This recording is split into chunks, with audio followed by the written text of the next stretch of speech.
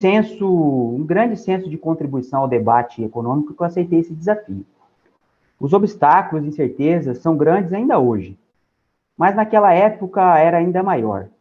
Mas nós não nos furtamos ao desafio e o resultado está sendo lançado no dia de hoje. Então, eu agradeço aqui a participação de todos que estão nos acompanhando pelo canal do Corecon e fico muito feliz com isso.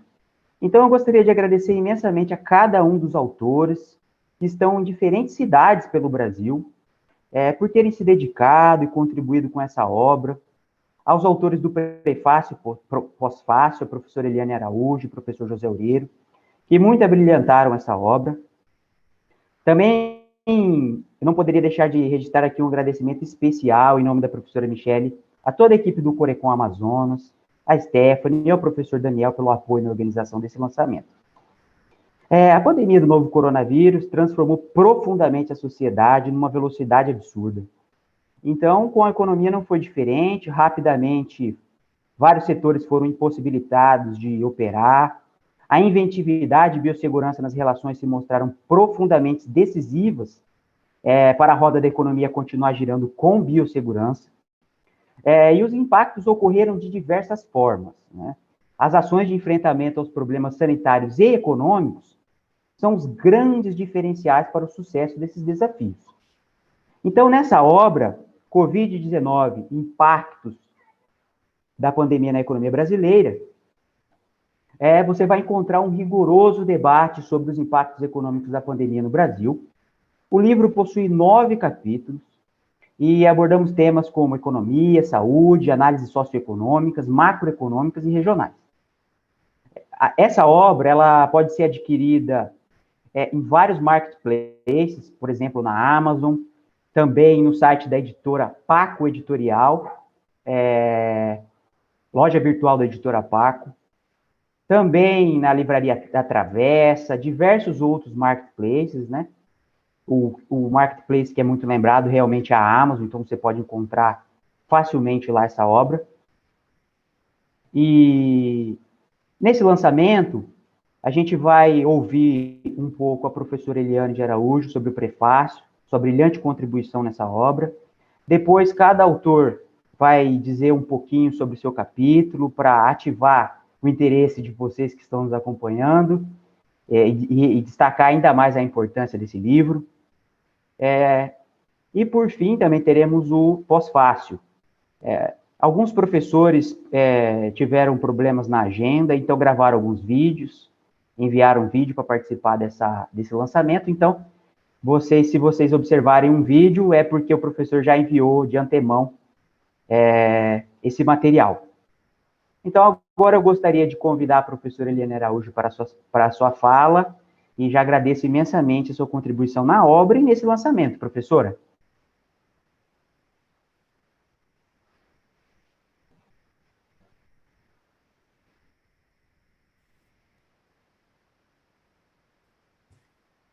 Olá a todos. Primeiramente, eu gostaria de agradecer o gentil convite para escrever o prefácio do livro e também para participar dessa live de lançamento. É esse convite que chegou até mim pelo Matheus Abrita, o organizador do livro. Então, muito obrigada pelo convite, fico muito honrada de ter escrito esse prefácio. O livro, ele busca explorar o debate acerca dos efeitos socioeconômicos da pandemia da Covid-19, especialmente os efeitos sobre a economia brasileira. E ele vem no momento no qual a pandemia já se estende por 15 meses no Brasil, mais de 460 mil brasileiros perderam as suas vidas, segundo as estatísticas oficiais, que eu lamento muitíssimo, sem deixar de mencionar também a vacinação, que caminha a passos muito lentos. Eu vou fazer uma brevíssima contextualização e deixar espaço para os autores, que são as estrelas desse lançamento.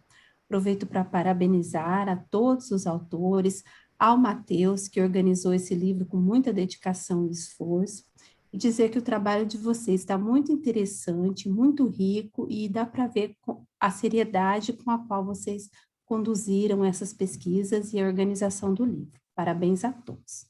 Bom, então, fazendo uma breve contextualização, que foi o que eu tentei fazer no prefácio do livro, né? A gente tem que, desde 2020, o mundo tem sofrido com essa pandemia, que atinge quase todos os países, com grande destaque negativo, para os desdobramentos dessa pandemia no Brasil. E nós temos uma conjunção de crise e pandemia, e que é muito profunda e talvez historicamente inédita. E as economias nacionais, né, com raras exceções de alguns países que conseguiram se sair melhor no enfrentamento da pandemia, que foram menos atingidos por elas, mas de forma geral, as economias nacionais, elas estão mergulhando numa trajetória de depressão muito grande, um aumento de desigualdade, deterioração do mercado de trabalho, inúmeros outros problemas que têm assolado essas economias.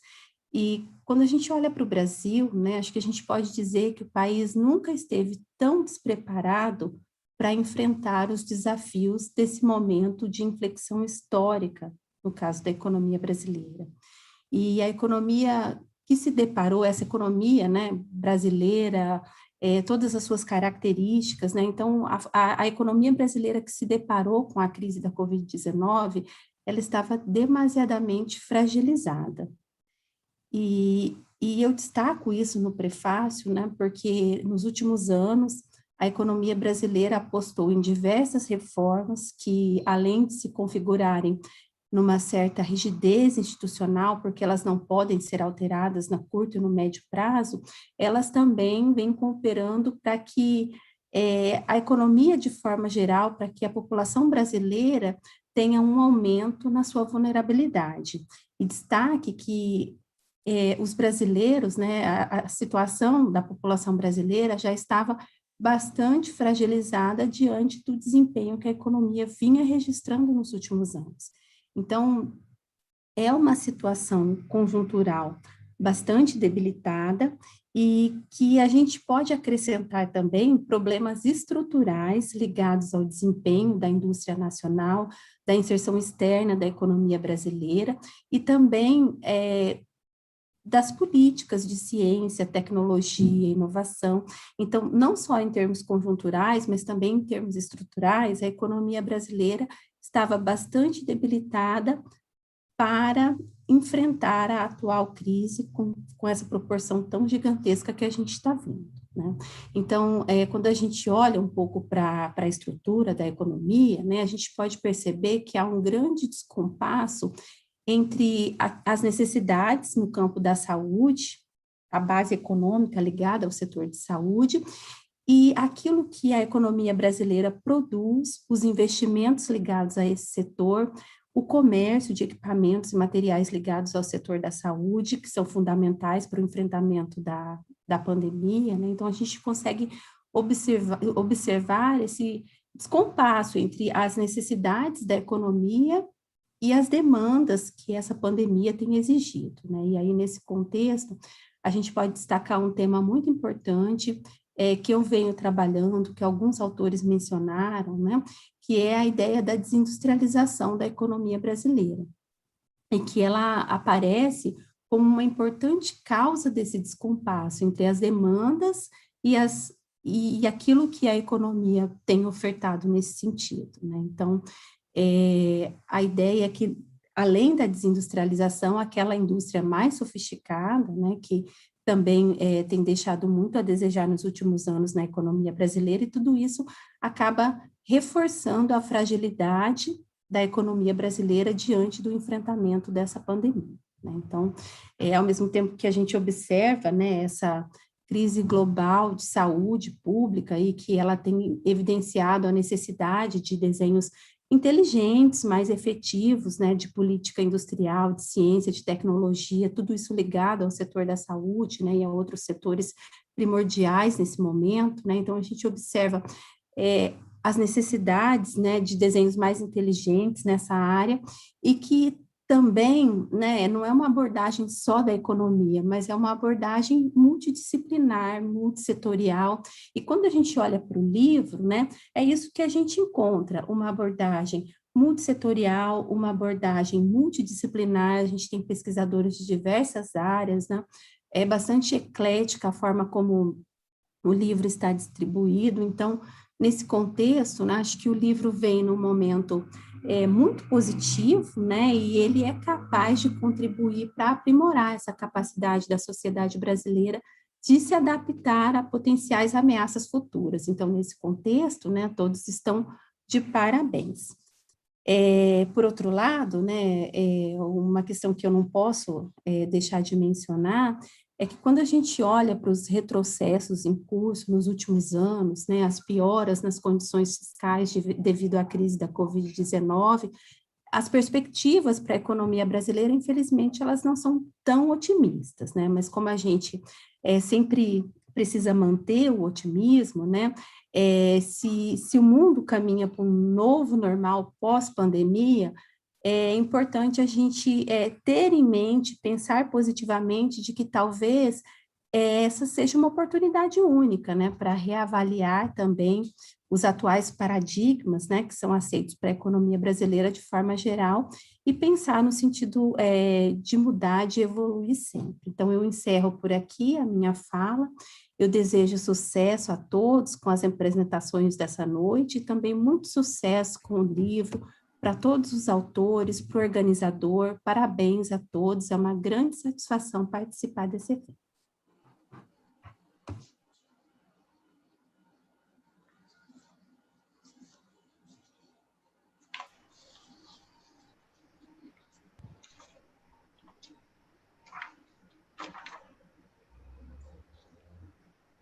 Boa noite a todos.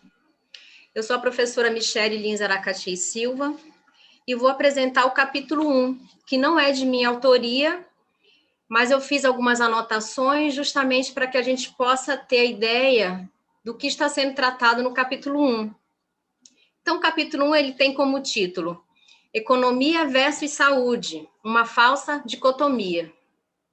Tudo a ver com a nossa discussão que vem aí desde 2020 e segue aqui em 2021, né? A autoria do artigo, a Luísa Valente, Ana Laura Auchal e Gabriela Silva. Bom, o trabalho das autoras busca expandir a discussão acerca do debate entre a economia versus saúde, em meio à maior emergência sanitária do século, a pandemia do Covid-19. A partir de um debate e um embasamento teórico-científico, eles buscam identificar a inexistência de uma rivalidade entre essas duas esferas, entre a economia e a saúde. Por quê? Porque não só a saúde da população se faz necessário para o melhor desempenho da economia, como uma recíproca verdadeira. O artigo faz uma contextualização da pandemia nos países periféricos, bem como no Brasil, e aborda os aspectos da economia da saúde, que é uma área dentro da economia. Como resultado, a saúde e a economia são dois âmbitos complementares. Por esse motivo, segundo as autoras, políticas voltadas para a saúde devem ser adotadas em paralelo a incentivos ao setor econômico. Ou seja, uma coisa complementa a outra. Então, economia complementa a saúde e vice-versa.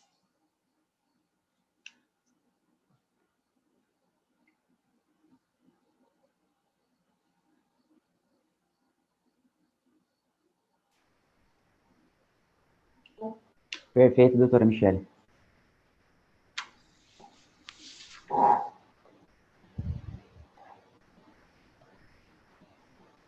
Bem, boa noite a todos. Eu venho, através desse capítulo, representar o professor Daniel e o professor Nelson, que não puderam estar presentes no evento. E viemos, na realidade, o artigo dos professores é uma grande oportunidade de nós divulgarmos a discussão sobre o Observatório Socioeconômico da Covid-19, que, na realidade, é um projeto organizado pelo professor Daniel, junto com várias instituições lá do Rio Grande do Sul. Ela é capitaneada principalmente pela Universidade Federal de Santa Maria. Ela tem o financiamento da FAPERGS, né, que é a Fundação de Apoio à Pesquisa do Estado do Rio Grande do Sul, e tem algumas instituições-chave que estão ligadas a ela. Seria a Unipampa, né, a Universidade do Pampa, a Universidade Federal de Viçosa, em Minas Gerais, e o IMED, que fica aqui no Rio Grande do Sul. O professor Daniel e o professor Nelson trouxeram a ideia de debater no momento de pandemia, e no momento em que tu tens muitas fake news, né, disseminadas por aí, uma maneira de tu sintetizar dados, sintetizar textos oficiais dentro de uma plataforma, tanto de nível de Brasil, como de nível regional, e aí focando mais no estado do Rio Grande do Sul e nos seus municípios. Então, o capítulo traz, né, de maneira bem elucidativa, o que o observatório mostra e tem dado de contribuição nessa pandemia. Dentro do observatório e dentro do capítulo se encontram todas as funcionalidades do observatório. Então, os dados que têm disponíveis, quais tipos de textos oficiais que tem a nível federal e a nível estadual, e, por fim, se destaca a questão de que o observatório também abre para alguns autores textos tanto de conjuntura quanto de discussão da pandemia, que é importante, né? Tu trazer autores que possam discutir o tema econômico e a perspectiva socioeconômica da pandemia. A maior parte dos observatórios que foram criados são ligados para a área de saúde, né? O nível de acometimento da doença, o número de mortos. Lá, no Observatório do Socioeconômico da Covid-19, tu vai ter alguns dados macroeconômicos e microeconômicos, tanto servindo como divulgação, quanto para alguns autores fazerem uso, né? E poderem debater em trabalhos para poder, claro, subsidiar informações, ajudar o debate econômico, né? Como bem o professor Matheus falou no início, o objetivo do livro é nós proporcionarmos o debate. Então, a ideia do capítulo 2 é mostrar as funcionalidades que tem o Observatório Socioeconômico da Covid-19.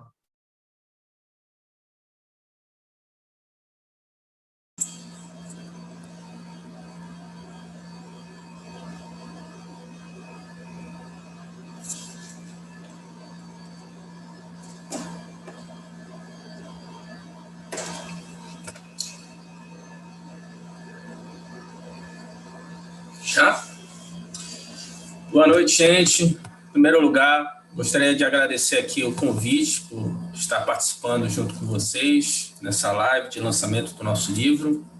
Me sinto muito lisonjeado.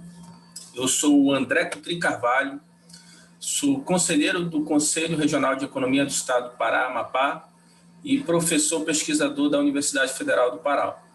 Esse capítulo de livro foi desenvolvido no âmbito do Grupo de Pesquisa Teoria Econômica de Keynes, o GTEC, aqui da UFPA.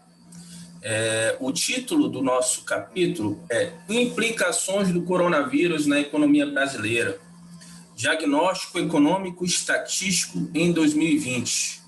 Trabalho desenvolvido em autoria minha, junto com o professor Davi Ferreira Carvalho. Qual foi o principal objetivo de construir um capítulo com esse? Primeiro,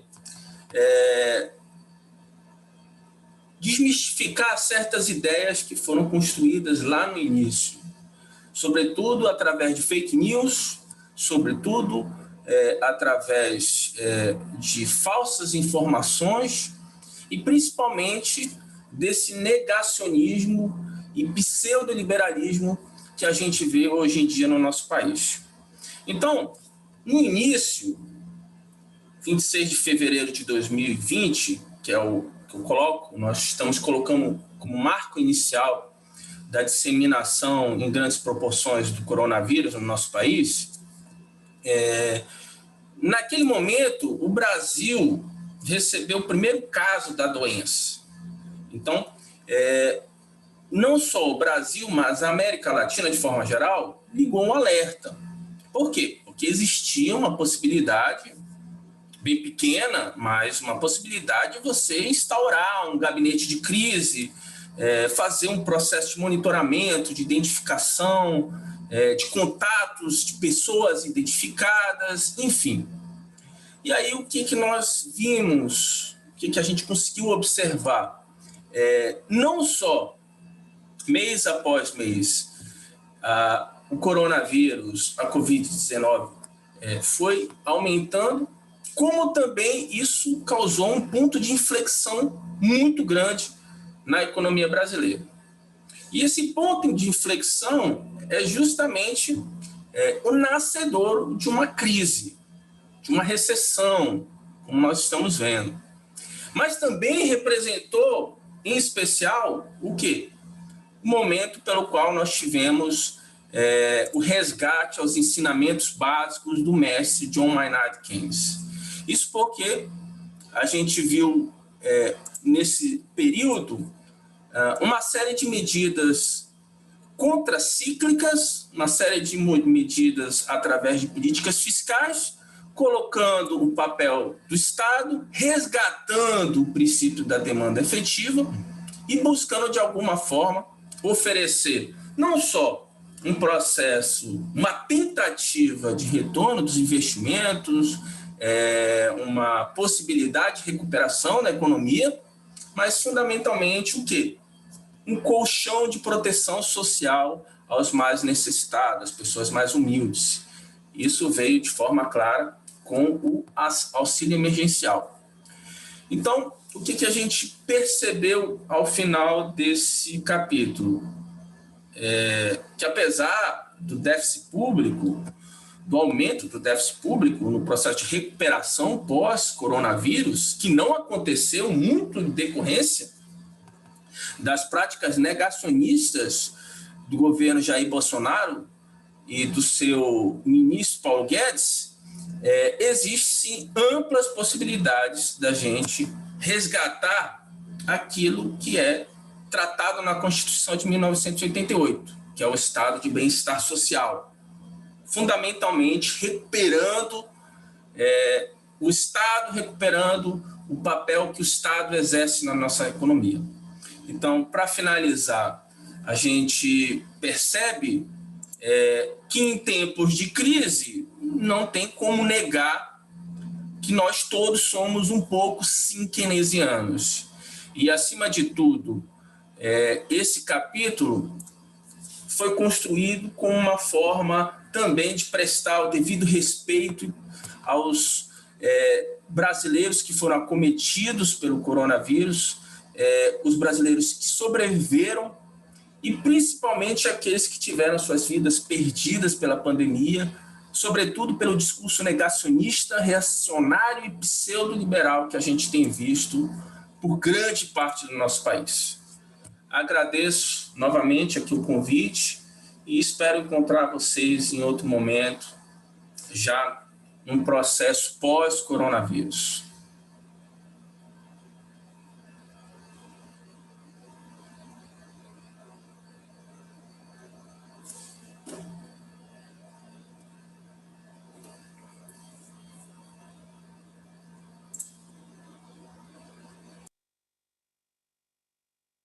Boa noite.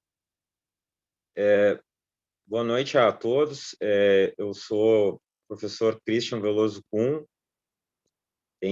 sou economista com mestrado e doutorado em economia, atuo no Instituto Profecon como professor e também sou economista de uma distribuidora de energia elétrica aqui do estado do Rio Grande do Sul.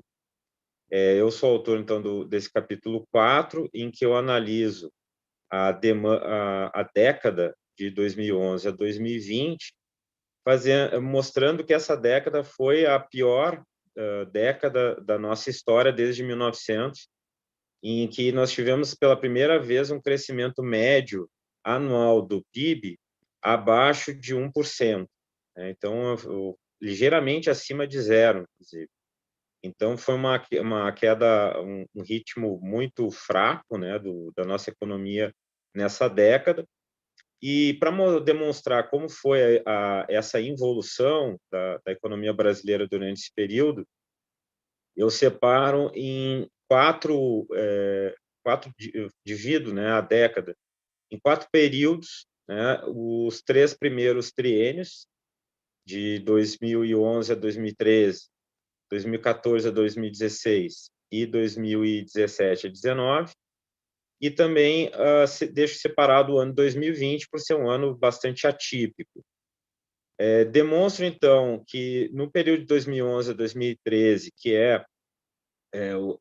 a primeira gestão, né, da presidente Dilma, nós tivemos uma política econômica que buscou melhorar alguns indicadores, inclusive, assim, nós tivemos uma melhora do desemprego nesse período e algumas medidas que foram adotadas pela presidente tentando estimular a economia, né, a ter uma evolução mais significativa.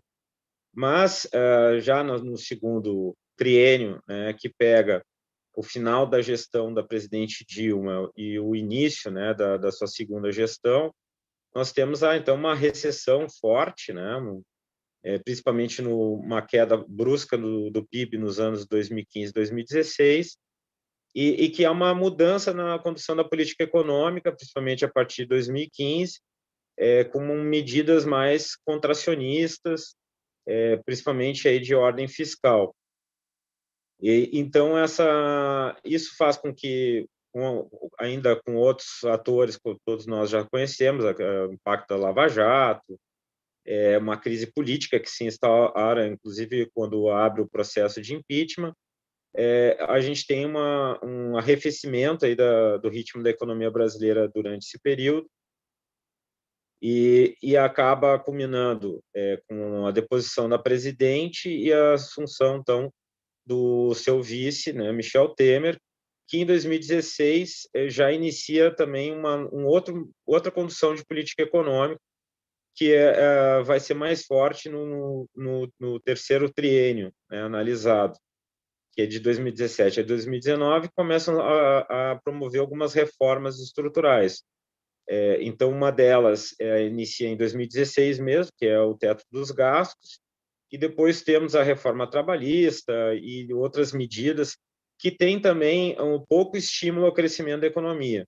Em virtude disso, entre 2017 e 2019, que pega também o primeiro ano do governo Bolsonaro, essas reformas que foram promovidas acabaram contendo a recuperação da economia brasileira da recessão de 2014 a 2016. Então, temos um crescimento do PIB ligeiramente acima de 1% ao ano.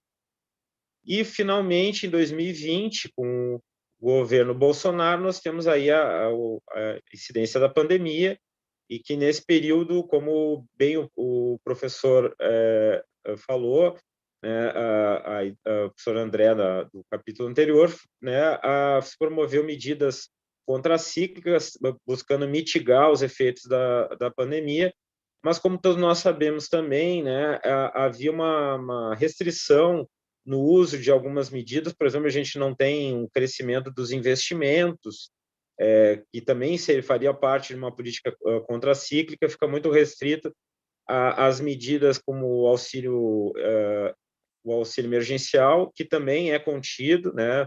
O governo ofereceu um valor baixo de R$200, que foi elevado para R$600 pela Câmara, e isso faz com que a gente tenha uma queda ainda mais expressiva do ano em 2020 em relação aos anos anteriores.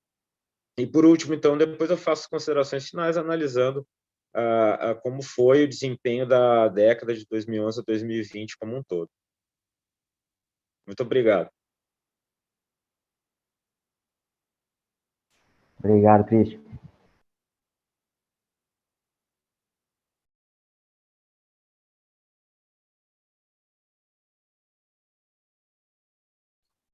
Bem, boa noite novamente a todos, né? Esse capítulo, a taxa Selic e a economia brasileira, é um artigo desenvolvido por mim, em conjunto com o professor Daniel Arruda Coronel e o professor Nelson Guilherme Machado Pinto. Também fez parte de um dos textos de discussão propostos no observatório, no qual os autores divulgaram, né? Bem, então, assim, a ideia desse artigo foi mostrar, até então, né, o efeito que teria a taxa Selic na economia em meio à pandemia na época. Para falar a verdade, a taxa Selic da época época de 2,25 pontos percentuais, era a menor histórica, né? Depois foi superada, ficou com 2%.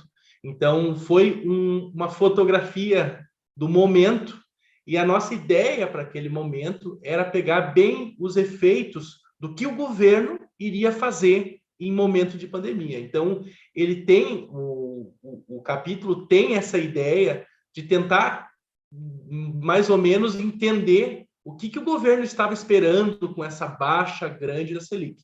Então, em primeiro momento, nós fizemos uma análise retroativa, mostrando que a taxa Selic, desde a deposição da presidenta Dilma até a entrada do Michel Temer e a entrada do Bolsonaro, tinha uma tendência de queda. Então, a economia brasileira estava tentando trabalhar com a taxa de juros cada vez mais baixa, justamente para mitigar alguns efeitos, principalmente do custo da dívida, né?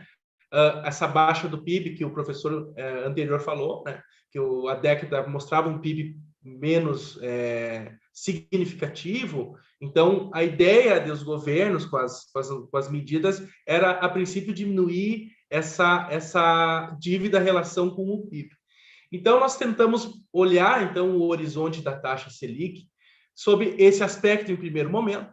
Depois mostramos algumas evoluções, né, da taxa Selic durante todo o governo, entre 2016 até o momento da pandemia em que analisamos, que era junho de 2020. E a partir dali começamos a ver os efeitos da inflação, né, os efeitos que o governo estava esperando, bem como o efeito que ele queria que acontecesse. Então, nós mostrávamos ali o período entre janeiro e março, já uma grande retração da atividade econômica interna. Então, era um dos efeitos que o governo estava tentando mitigar, né? A falta de liquidez, então botar a taxa de juros para baixo, para tentar estimular a economia através do consumo. E, a partir dali, nós tentamos ver o que o governo poderia fazer, né? O que ele esperaria de impacto da taxa Selic naquele momento. E concluímos o capítulo esperando que o governo tivesse feito algumas medidas um pouco mais intervencionistas, né? Que pudesse fazer um estímulo pelo consumo, não só através da baixa da taxa de juros, não esperando apenas que as pessoas buscassem o dinheiro mais barato, e sim com medidas um pouco mais amplas nesse sentido, né? Então, o capítulo se predispôs a avaliar aquele efeito da taxa Selic no momento. Então, eu acho que ele acaba sendo um capítulo interessante para se observar o que o governo esperava e o que aconteceu, né? Passado cerca de um ano após essa baixa grande da Selic e as consequências que a pandemia teve para a economia brasileira.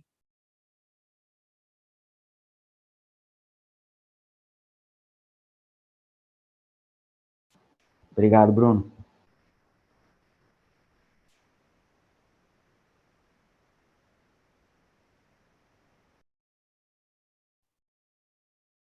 Olá, meu nome é Caroline Welter e eu sou uma das autoras do capítulo 6, junto com o professor Daniel e o professor Matheus, que é o organizador deste livro.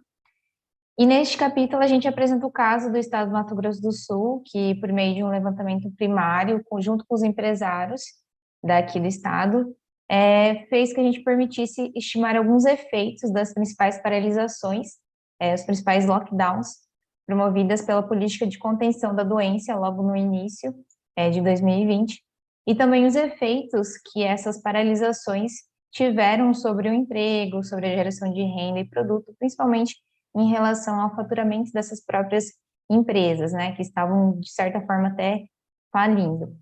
Os desafios do trabalho, então, se constituíram principalmente na coleta desses dados, né, e a produção desse texto, tendo em vista que a gente estava num momento muito incerto. A gente estava passando pelo início dessa crise que veio a ser bem mais profundo do que qualquer um de nós aqui imaginava. E, como conclusão, a gente conseguiu apontar muitas situações que acabaram se concretizando ao decorrer do ano de 2020, como as dificuldades regionais de atendimento à saúde, a sustentação da economia, os problemas de endossamento de crédito e a descoordenação de política pública. Então, entendemos, sim, que seria um momento em que o Estado deveria ser mais interventor, e coordenado. Foi um prazer muito grande escrever esse artigo e fazer parte dessa obra. Muito obrigada, principalmente ao organizador, professor Matheus. Obrigado, professora Carol. Foi uma honra trabalhar com vocês nesse capítulo.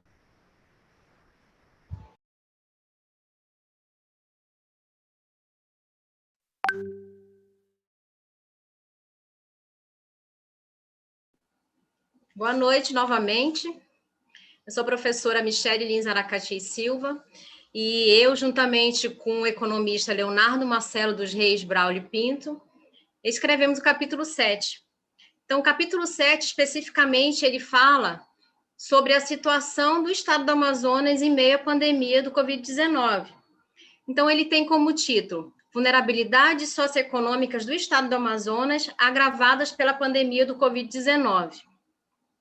A provocação para a construção desse texto deu-se a partir de uma reportagem que nós assistimos da ONU, onde afirmava que as populações mais vulneráveis iriam sentir mais os impactos do Covid-19. Então, nós fomos atrás aí dessas bases, levando já em consideração alguns trabalhos que nós já tínhamos, que nós já estamos trabalhando há alguns anos, relacionado à vulnerabilidade do estado do Amazonas.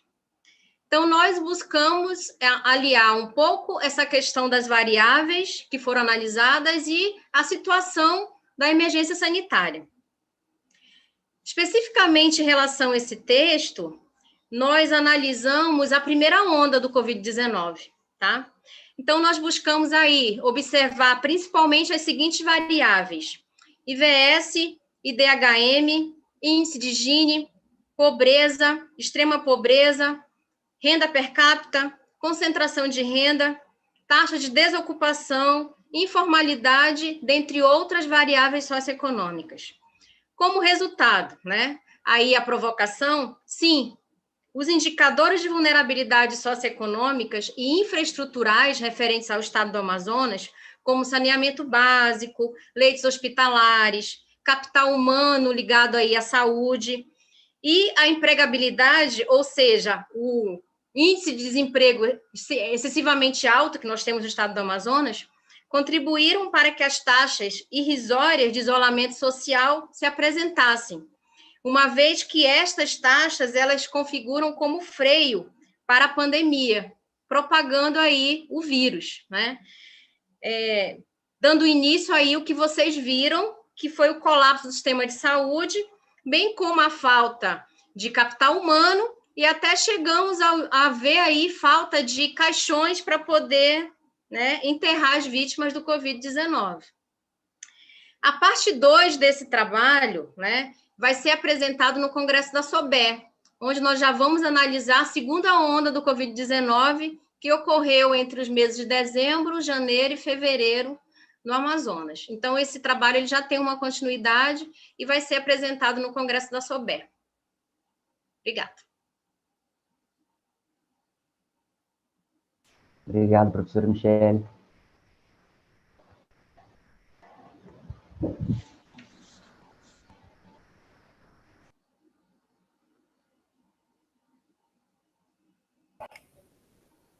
Boa noite a todos e a todas. Meu nome é Kalinka, eu sou professora do Instituto Federal de Goiás. E o capítulo desse livro surgiu de uma palestra que eu fiz junto. Boa noite a todos e a todas. Meu nome é Kalinka, eu sou professora.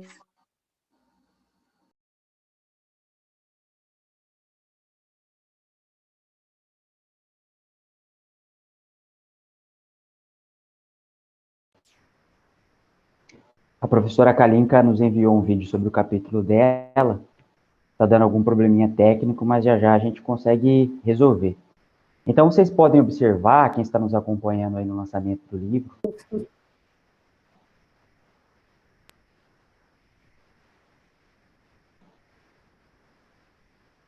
Não foi?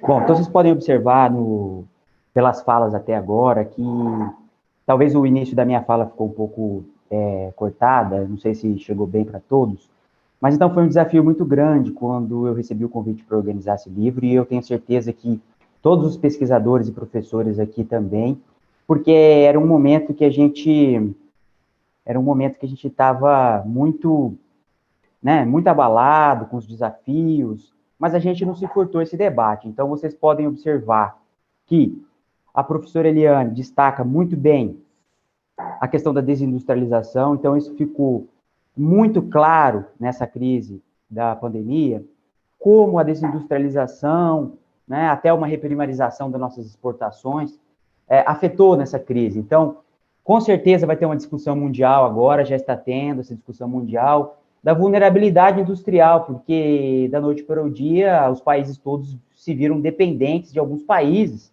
né, sobretudo na questão da produção industrial da saúde. Então, isso é um alerta muito importante para o Brasil, que a gente precisa buscar se atentar para isso, né? Também a gente teve uma discussão muito importante da dicotomia entre saúde e economia, e a gente consegue observar muito claramente que essas duas áreas são complementares, na verdade. Essas áreas não são rivais, são complementares, então isso é um debate muito interessante.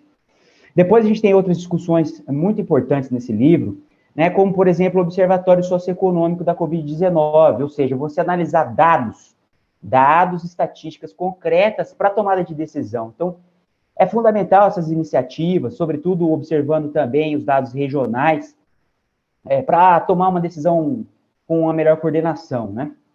Então, nesse ponto, o capítulo sobre o Observatório Socioeconômico é fundamental nesse sentido também.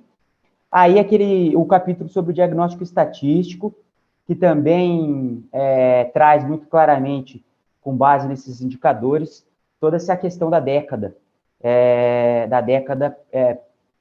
que foi uma década não tão boa assim para o crescimento econômico, não é mesmo? Outros capítulos também destacaram muito importante as medidas anticíclicas. Então, no início da pandemia, foi sim possível constatar uma certa resistência em adotar essas medidas anticíclicas por parte de alguns aí da equipe econômica, né? Isso foi largamente publicado na mídia, né? Que com alguns bilhões resolveríamos o problema, ou outras medidas, né? Que com reformas resolveríamos a crise, e depois a gente observou, felizmente, que as autoridades econômicas voltaram atrás, ou seja, baixaram a taxa Selic, fizeram estímulo monetário, né, mal ou bem fizeram um Pronamp. A gente encontrou no nosso estudo que teve uma certa dificuldade para chegar na ponta desses recursos, mas foi feito o Pronamp. Também tivemos o auxílio emergencial, que embora pudesse apontado por alguns aí como insuficiente, mas também ajudou muito, e alguns estudos apontam que as expectativas de queda de 9% da riqueza nacional no final do ano foi apenas não, né, ainda é grave, mas caiu 4%, então essas medidas anticíclicas foram muito importantes, o que nos acende um alerta aí para esse ano. Vamos ver como é que vai se comportar a economia esse ano, que esses estímulos foram retirados em boa parte, né. Outro destaque muito importante trazido pela professora Michele, essa preocupação com a vulnerabilidade, né, com os mais vulneráveis, fundamental. Então, você vai encontrar no livro essa análise. E a importância da coordenação política e das análises regionais também. Então, vocês podem observar que o livro é eclético e serve para consulta e pesquisa científica de todas as pessoas aí interessadas nesse tema. Nós temos pesquisadores, professores ou economistas credenciados ao Corecon de diversos locais aí do Brasil. Então, nós temos pesquisadores do Rio Grande do Sul, pesquisadores do Paraná, do Mato Grosso do Sul, pesquisadores do DF, pesquisadores de São Paulo, pesquisadores do Amazonas, pesquisadores do Pará e de diversos locais do Nordeste. Todas as regiões foram representadas nesse livro. Então, fica aqui, perdão se eu esqueci alguma coisa, mas fica aqui, então, o agradecimento a todos vocês, e que o desafio foi grande, mas o resultado foi um benefício para a sociedade, para contribuir com o bom debate, né? Na academia, a gente tem a liberdade de pensamento, e é na divergência que a gente evolui. Eu gostaria de consultar a nossa equipe técnica para saber se os vídeos vão poder ser postados. ou se foi um problema técnico mesmo e não será possível.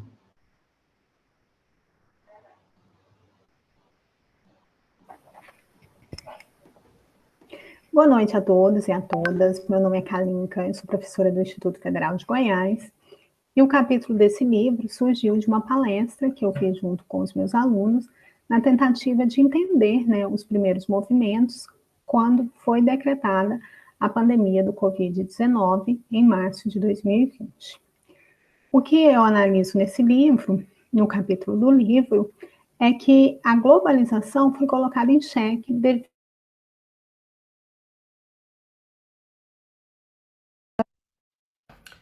Olá,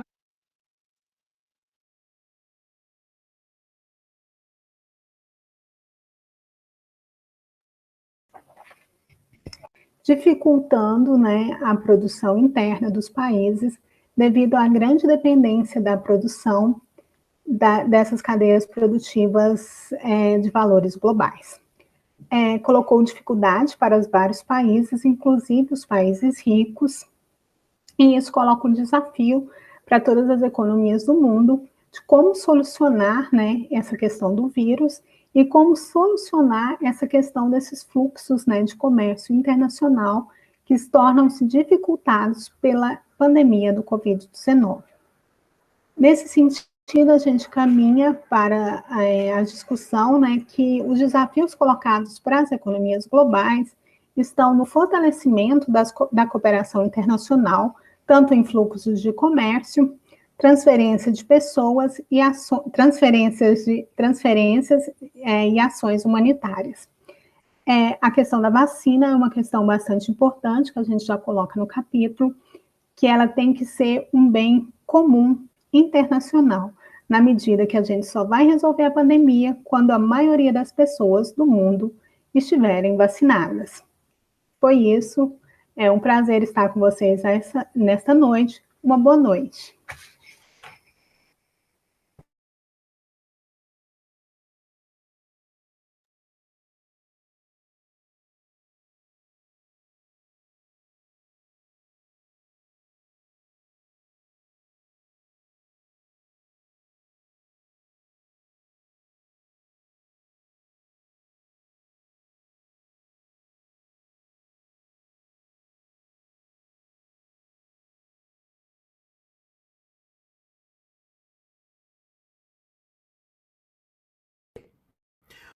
meu nome é José Luiz Oreiro, sou professor associado do Departamento de Economia da Universidade de Brasília e pesquisador nível 1B do CNPq. Hoje eu estou aqui para falar sobre o livro Covid-19, Impactos da Pandemia na Economia Brasileira, que foi organizado pelo Matheus Boldrini Abrita, que faz parte do meu grupo de pesquisa Macroeconomia Estruturalista do Desenvolvimento. Então, esse aqui é o livro, né? E é um livro que eu tive o prazer, né, de fazer o pós-fácil desse livro. Eu já conheço o Matheus há muitos anos, tá? E ele me convidou para fazer esse pós-fácil. E eu escrevi um pós-fácil que basicamente trata da seguinte questão: como vai ser a economia brasileira depois do Covid-19? Né?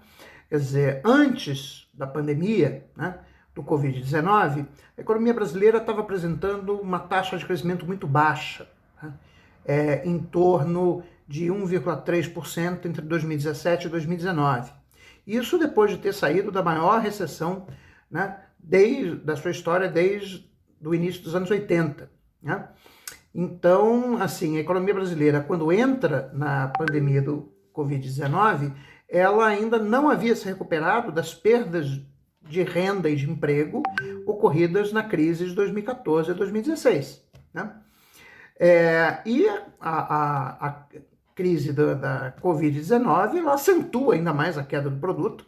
O PIB brasileiro caiu em 2021 4,1%, menos do que estava sendo previsto pelos organismos internacionais, como o Fundo Monetário Internacional, Banco Mundial, Comissão Europeia, né, que chegaram a prever quedas de PIB de 8% a 9%. Isso não aconteceu em grande parte devido ao auxílio emergencial, que foi aprovado pelo Congresso Nacional, apesar da oposição do senhor ministro da Economia, que não queria um voucher, tá? Que é outra coisa, e de apenas R$200. Mas o fato é que foi aprovado auxílio emergencial no valor de R$600, né? Podendo ser 1.200 no caso de famílias chefiadas por mulheres, né?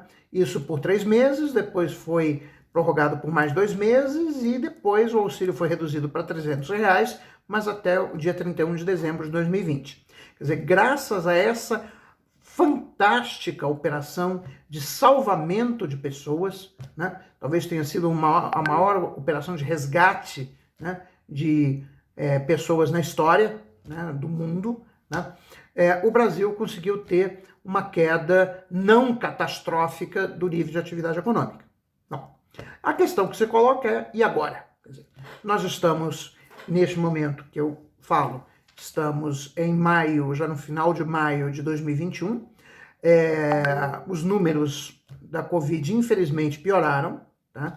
Quer dizer, inclusive, o governo achava, né, por intermédio do seu secretário de Política Econômica, Adolfo Sachida, fez uma declaração em outubro ou dezembro do ano passado, de que, segundo o modelo, né, epidemiológico do Ministério da Economia, a probabilidade de uma segunda onda do Covid-19 seria muito pequena, né? Mas o fato é que a segunda onda veio forte, quer dizer, nós chegamos em fevereiro a março deste ano a ter quase 4.000 mortes por dia, né? Agora está caindo, quer dizer, felizmente a vacinação está avançando, ainda a passos lentos, né? O Brasil teria condições de vacinar mais de 2 milhões de pessoas por dia. Os últimos dados que eu vi mostram uma vacinação em torno de 700 mil pessoas, né? É um ritmo lento, né?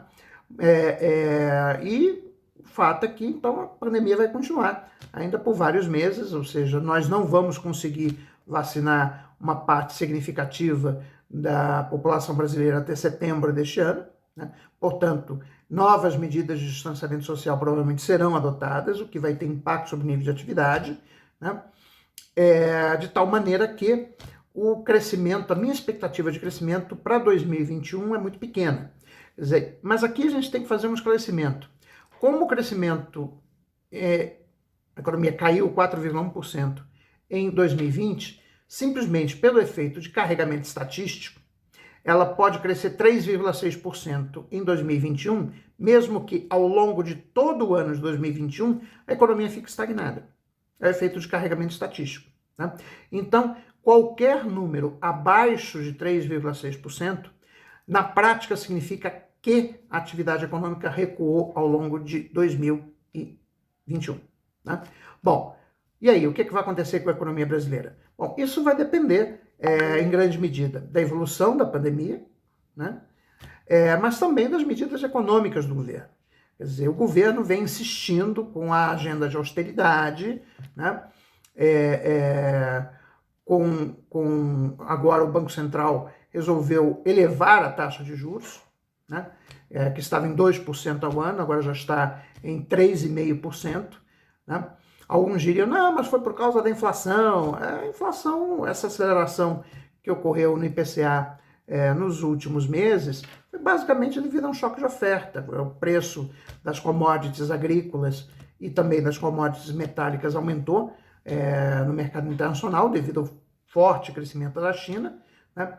E, por outro lado, você teve uma desvalorização também muito forte da taxa de câmbio, que tem muito pouco a ver com o nível da Selic ser muito baixo, mas muito mais com a péssima imagem que o Brasil tem no exterior, né? Que tem afastado, né, investidores estrangeiros que não querem comprometer a sua reputação, nem das suas empresas, em ter as suas imagens associadas a um governo que é um governo que enfim, tem uma política ambiental desastrosa e que é acusado, não só no Brasil, mas também no exterior, por praticar genocídio contra o seu próprio povo, né? Então, isso tem afastado os investidores e é isso que tem feito a taxa de câmbio, fez a taxa de câmbio se desvalorizar tanto ao longo do ano de 2020. Quer dizer, se a gente tivesse um governo mais normal, né, dificilmente a taxa de câmbio estaria acima de 5. Né? Aliás, como disse o Paulo Guedes uma vez, que se ele fizesse muita besteira, o dólar ficaria acima de 5. Pô, muito bem, ele fez muita besteira, o dólar ficou acima de 5. Né? Mas, enfim, então, assim, acho que as perspectivas não são boas de crescimento para a economia brasileira. Eu explico um pouco isso, né, de forma mais técnica, né, no pós-fácil, que eu fiz a obra organizada pelo Matheus, que consta de vários capítulos, né?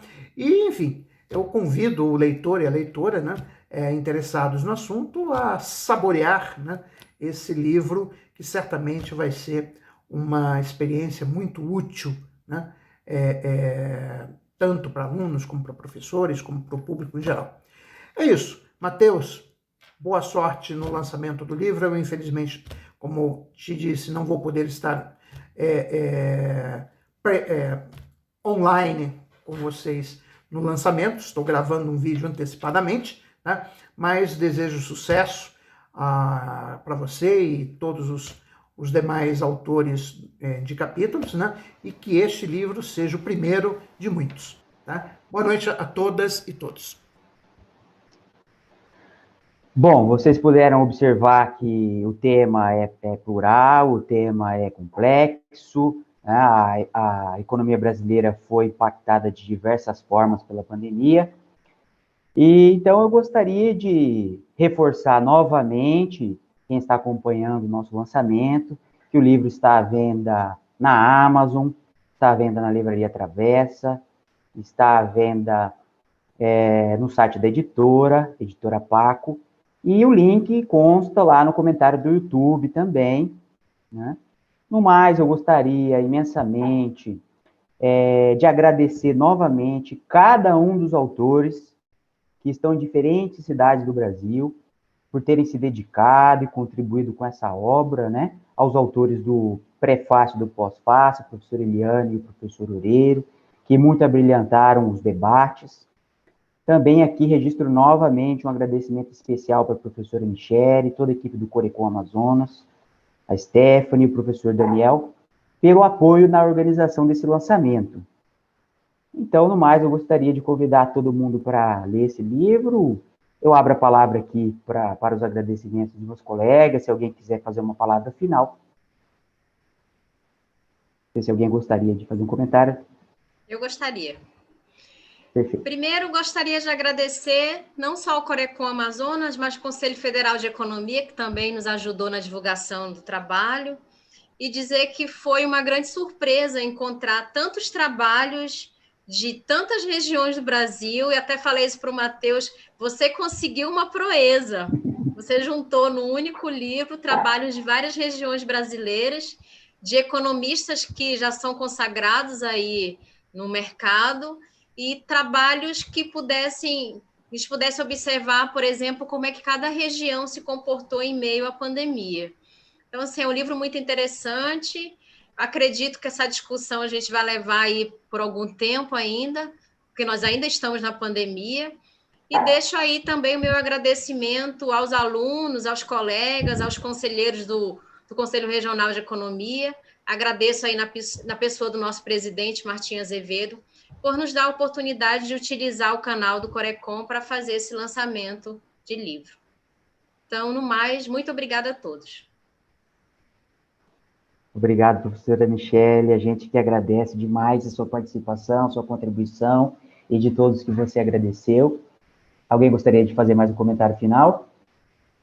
Eu gostaria de fazer também um breve comentário de agradecimento aí ao nosso professor organizador aí do livro, Matheus Abrita, que acho que conduziu, como bem falou a professora Michele, bem conduziu aí o trabalho e curiosamente, né, o livro é sobre a Covid e essa situação que a Covid causou de que nós temos que trabalhar mais online, permitiu que a gente pudesse fazer a organização também dessa forma e unir várias regiões do Brasil, né? Então, essa é uma curiosidade, assim, um paradoxo, digamos assim, desse livro. E também queria fazer um agradecimento ao Conselho Regional de Economia aqui do Rio Grande do Sul, que também divulgou no seu informativo aí o livro, né, que a gente compartilhou o material. E, finalmente, também gostaria de agradecer à Paco Editorial, né, por essa oportunidade de estar fazendo esse livro, que eu também tenho um vínculo anterior, inclusive, quando lancei o meu livro, né, sobre o governo Figueiredo. Então, quero agradecer essa segunda oportunidade que tive aí de trabalhar junto à editora Paco. Ótimo, professor Christian. Mais alguém gostaria de fazer um comentário?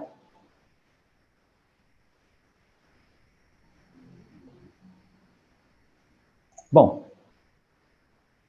Daniel? Eu ia falar só para agradecer Pode também, falar. né, Matheus? Você, Claro. a Paco, os autores, eu acho que a gente teve uma oportunidade de discutir um tema que não se encerra com esse livro, né, mas acho que é um pontapé para um debate para outros autores, talvez mastigarem ainda o que a gente teve a oportunidade de olhar em cada região, e também agradecer aquelas pessoas que contribuíram na divulgação, né, as universidades aqui, a nossa universidade, a minha e do Matheus, também nossas universidades mães, que aqui é a UFMS, a UEMS, que contribuíram também, especialmente alguns ex-alunos, né, o pessoal do CAECO da UFMS, que contribuiu na divulgação também, o Corecon MS, que também nos apoiou divulgando o material, mandando para os economistas associados. Então, acho que foi mesmo um grande trabalho em rede para a gente conseguir fazer essa live e mostrar um pouco da obra que ela sirva para que outros economistas possam debater a partir dela, né? Acho que esse era o interesse final da obra, que é um tema que ainda é muito complexo, vai gerar muito assunto, e que a gente possa aí contribuir com uma pequena partezinha desse debate. Perfeito, professor Daniel. Comentário cirúrgico, exatamente nesse sentido mesmo. Essa obra aí, para ela estar sendo publicada agora, ela foi desenvolvida vamos dizer assim, eu sei que a gente está numa situação muito triste ainda, mas vamos dizer assim, no início ali, muitos dizem no olho do furacão ela foi escrita. Então, hoje a gente já tem algumas clarezas que naquela época a gente não tinha, né?